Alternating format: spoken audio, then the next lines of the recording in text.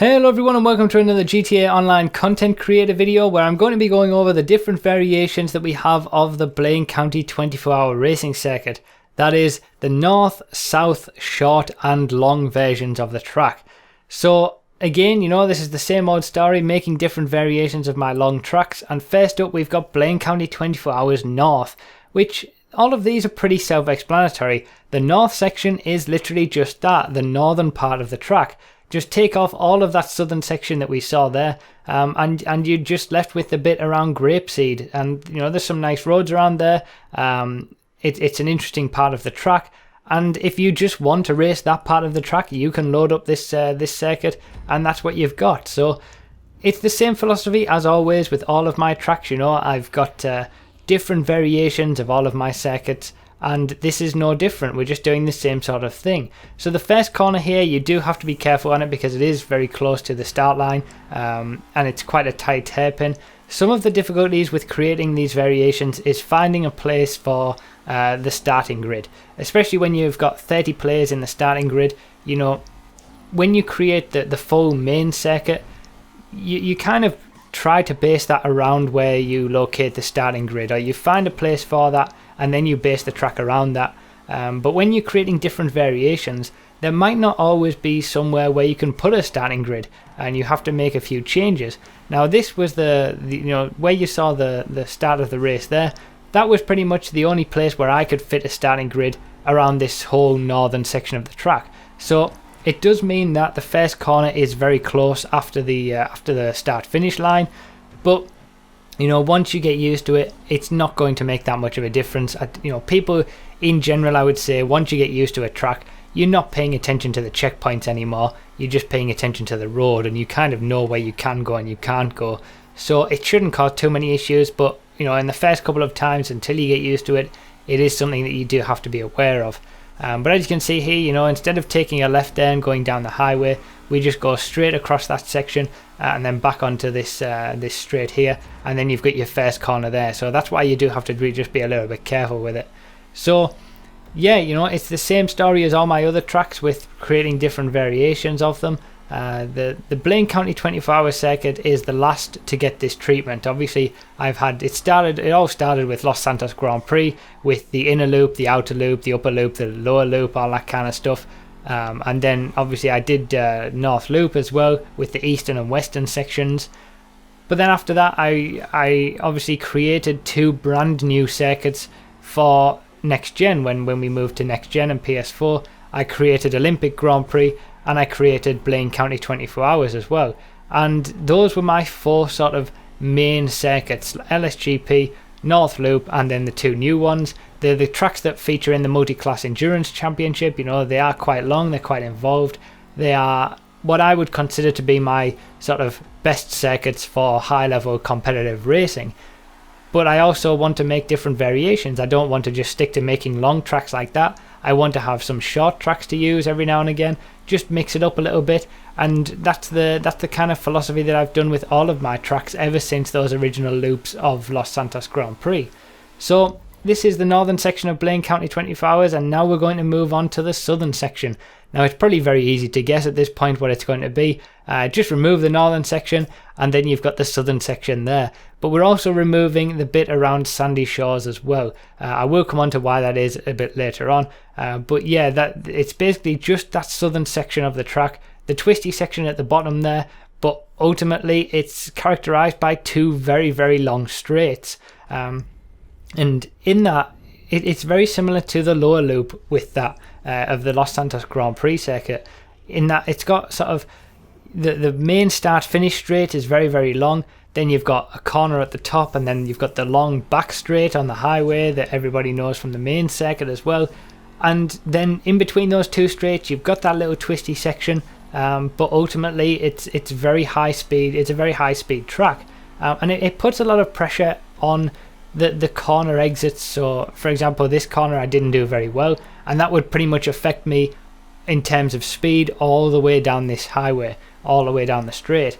And I quite like having different aspects to a track like that. For example, if you've got a track that is just corner after corner after corner, and you get one of those corners wrong, it's not really going to make that much of a difference to your overall race. It's not going to make that much difference to your lap time, because say you lose a tenth of a second in one corner, you've got another corner there straight away to just do properly, and you're okay again, you're back on speed. Whereas some tracks like this one, for example, really do put a lot of pressure onto very specific corners, so you could lose a lot of time on this twisty section that you're seeing now, but you could make it all back up again by doing a very, very good corner going onto the two straights, because all of that time that you may lose or gain from that corner is carried all the way down the straight in terms of speed.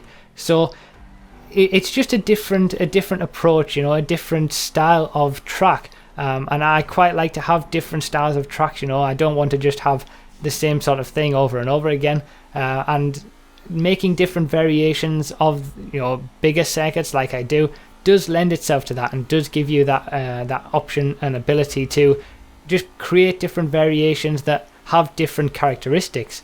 So as you can see here, it's a very, very long start finish straight, and then you come up to the one corner between the two straights.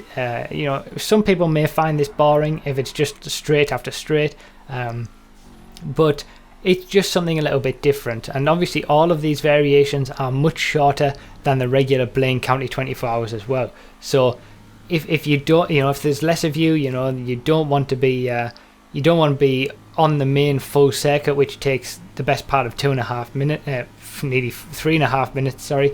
If you don't want to be doing the full circuit, you can load up one of these with a section in that you like, or one of the sections that you like, and just do this instead, and just add a few more laps on, and you get the same sort of feel as the full circuit, but you're able to just have a bit of a closer race on a high number of laps instead. So it's just creating that different bit of variation. Now, I did mention that I'd left out the area in Sandy Shores. So after we come off this section, normally we go along the straight and turn left, going into the Sandy Shores section, but we don't, obviously. As you can see, we come along here and take a right turn. Now, the reason I left Sandy Shores out of this southern section, even though it is technically in the southern half of the track, is because it would just make it a little bit too long. You're not really having much variety of that. It's too much like the original circuit by doing that.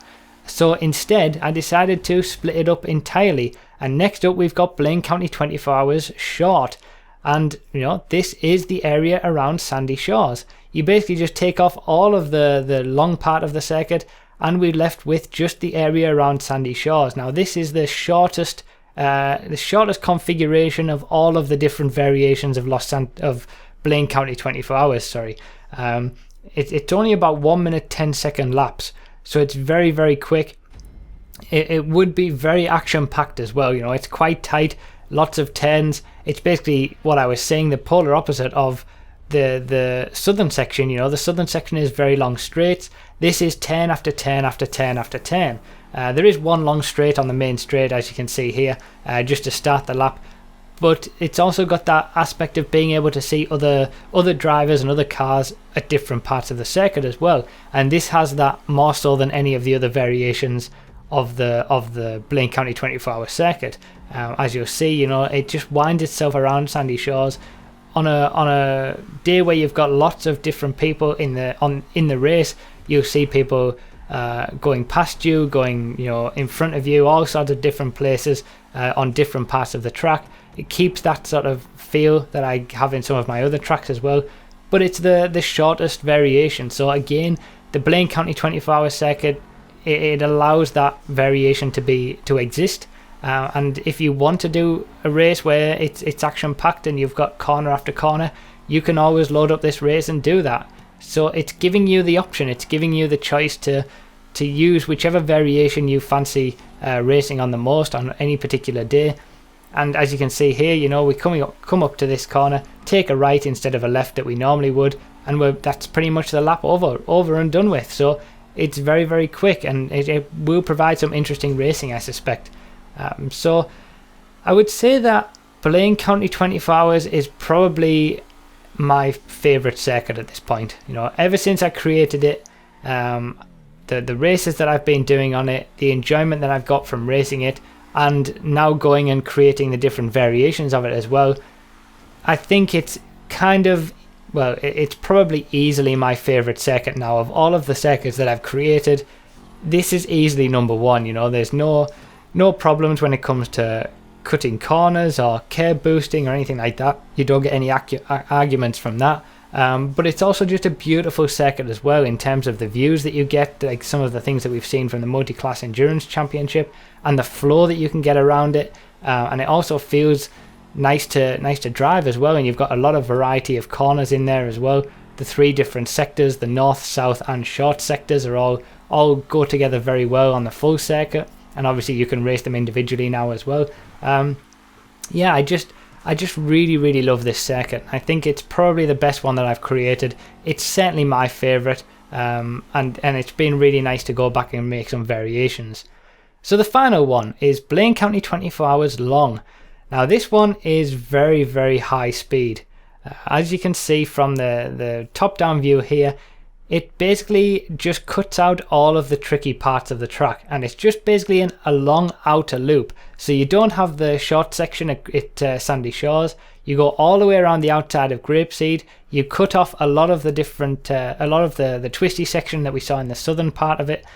So you know, we've had the north, the south and the short sections. Now if you put all 3 of those sections together, you would be back with the main circuit. Blaine County 24 Hours, the full circuit, contains those 3 sections that we've seen.